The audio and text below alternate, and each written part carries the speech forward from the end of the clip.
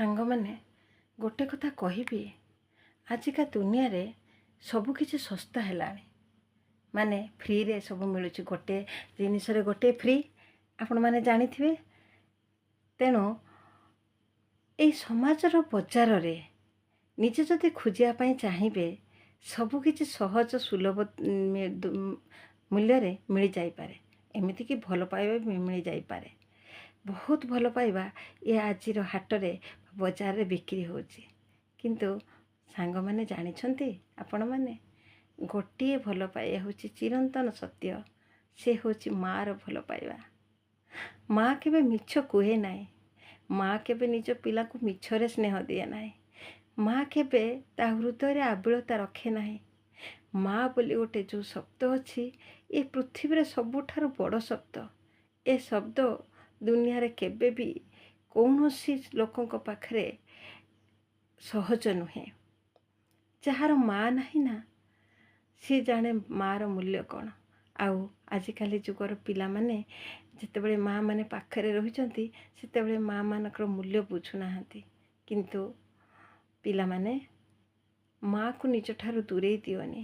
କାହିଁକି ନା ତାର ସାହାଯ୍ୟ, ତାର ସହାନୁଭୂତି, ତାର ଆଶୀର୍ବାଦ ତୁମର ବାଟେ ବାଟେ ତୁମ ଦୁନିଆ, ତୁମ ସଂସାର, ତୁମର ଉନ୍ନତି କାମରେ ବା ଉନ୍ନତି ପଥରେ ଲାଗିବ ନିଶ୍ଚୟ। ବର୍ତ୍ତମାନ ତୁମମାନଙ୍କୁ ମାଆ ମାନଙ୍କର କଥା ଭଲ ଲାଗୁନି, ମୁଁ ଜାଣିଥିବି।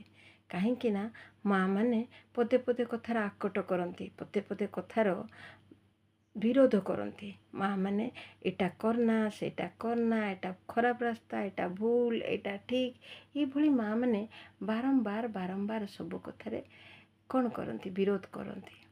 ତୁମେ ମାନେ ଭାବୁଥିବ, ଏ ମାଆ ସବୁବେଳେ ମୋର ବିରୋଧ କରୁଛି, ମାଆ ସବୁବେଳେ ମୋତେ ଏସବୁ ଜିନିଷରୁ ଦୂରେଇକି ରଖୁଛି, ମାଆ ମୋତେ ଭଲ ପାଉନି। ନା, ମାଆ ତୁମକୁ ବହୁତ ଭଲ ପାଉଛି।